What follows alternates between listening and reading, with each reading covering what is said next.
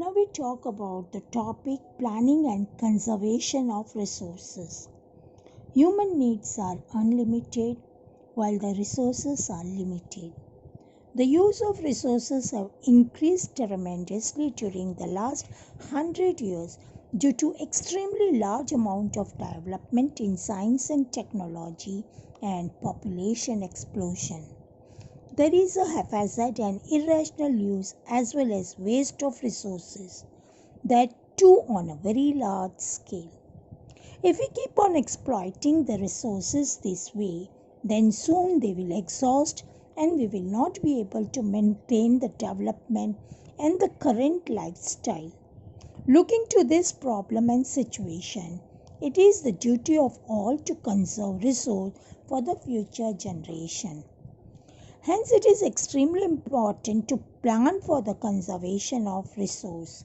When there is a danger of existence on life of tree, a specific bird or animal, environment, the arrangement made for it is called its conservation. So conservation include rational usage and reusage of resources. So it means that because of population explosion means overpopulation. Population explosion means overpopulation. The resources are used and exploited haphazardly and irrationally. And if we go on using our resource in such a way, then one fine day the human beings will not exist. Resources can live without us, but we cannot live without resources. So it's our duty that we should conserve our resource and stop their exploitation.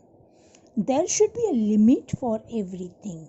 So conservation here means that we use the resource sparely and judicially. Then only human being can survive on the earth. Now what should be done to conserve our resource? Non-renewable resource should be used only when it is necessary. Resources like solar energy, wind energy, hydro energy should be used more. Finding an alternative option for non-renewable resource should be encouraged. There should be necessary laws and public awareness should be cultivated. Soil formation. Soil is formed with the breaking of rocks, mineral, humus, air, etc.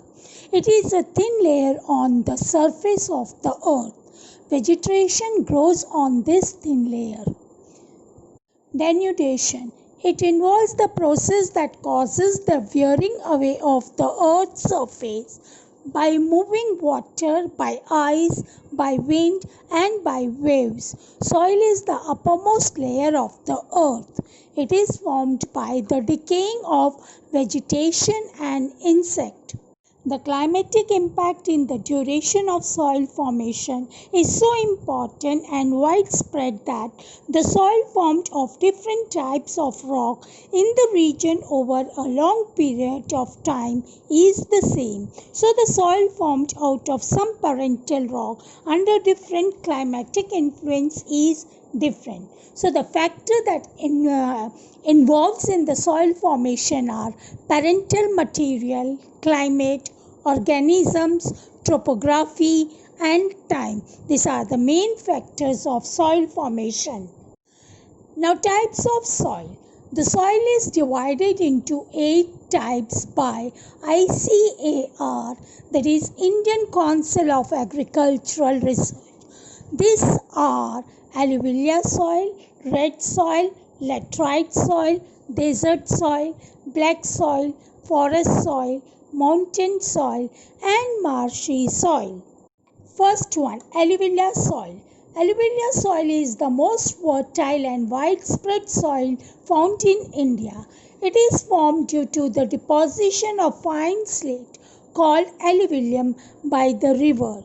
It is found in northern plains of Gujarat plain and coastal plains.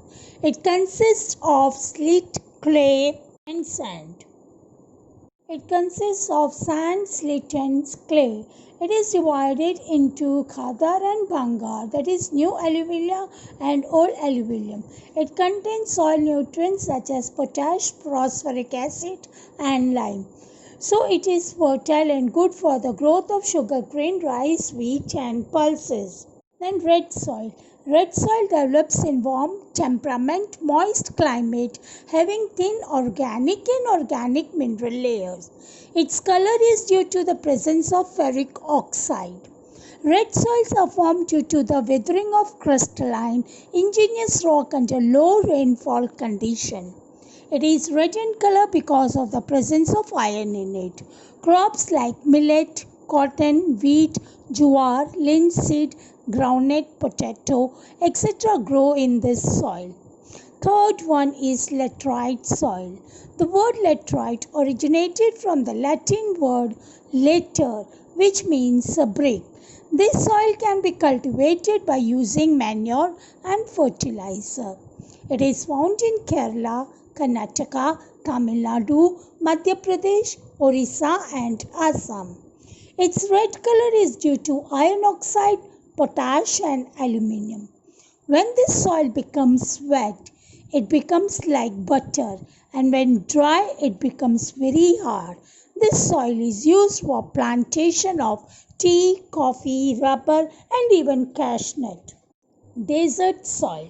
This type of soil is found in arid or semi-arid areas with very low rainfall.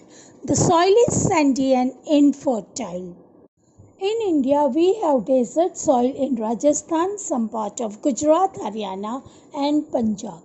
Millet and jowar are cultivated in this soil. Fifth one is mountain soil. This type of soil is found in the valley and slopy region of Himalaya at an altitude of about 2700 to 3000 meters. Its layer is very thin and is underdeveloped. This soil is found in Assam, Darjeeling, Uttarakhand, Himachal Pradesh and Kashmir. In Himalayas, the soil is found at generally at greater altitude in the region of pine and chill trees. Sixth one, black soil. They are black in color and made up of humus and very good for cotton cultivation. It is made up of extremely clay material, so this soil is sticky. It has the capacity to hold moisture for a long time. This soil develops deep crack in summer. This helps in the aeration of the soil. It is mainly found in the Deccan Trap region of Maharashtra, Gujarat, Madhya Pradesh and Chhattisgarh. It is very rich in potash, calcium carbonate, magnesium and lime. It is poor in phosphoric content. Seventh one is our forest soil.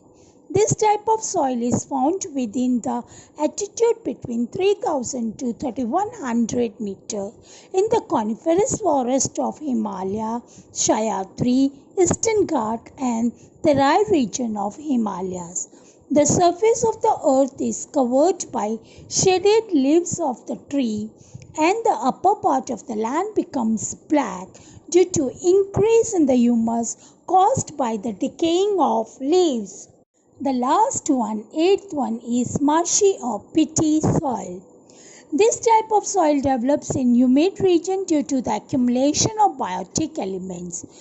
During rainy season, this land is submerged under water and when the water recedes, paddy can be grown in it.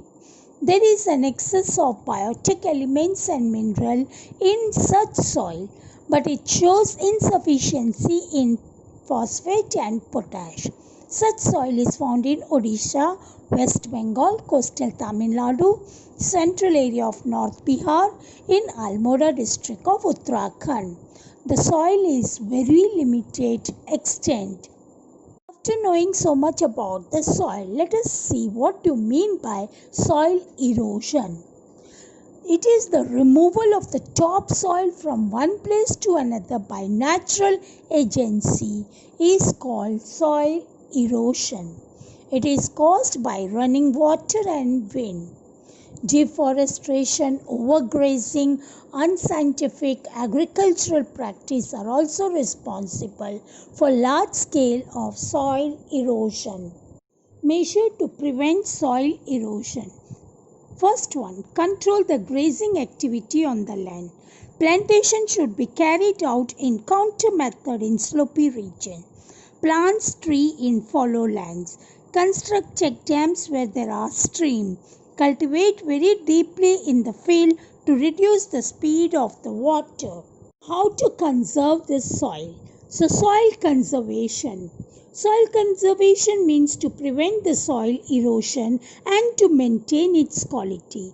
Soil conservation is directly connected to retain the soil particles at their original places. Different remedies are used at different places in the world according to its location and problem. If the soil is not conserved, then there are chances of flood which enhance the risks against the lives and property. Thus, soil conservation is very much necessary. Now, remedies of soil conservation. The root of the trees in the forest cover hold up the soil particle. Plants tree in the river gorges or on the mountain slope. A series of trees should be grown near a desert region to prevent the winds with more velocity, and this will stop an advancing wind to desert. The river flood should be controlled by diverting their flow in other rivers or in the dry river bed. The unrestricted pasturing, losing the soil layers on the mountain, it should be prevented. Methods like horizontal cultivation, terraced farm, etc. should be implemented. Humus content should be added to the soil which has lost its fertility. By implementing this remedy, soil can be conserved. The conservation of soil is a strong necessity today. Government, society, and people should work together for its conservation. Thank you. With this, we complete this chapter, Natural Resources. Textual exercise answers are carried in this notes itself, so it's easy to answer all the and do the textual exercise.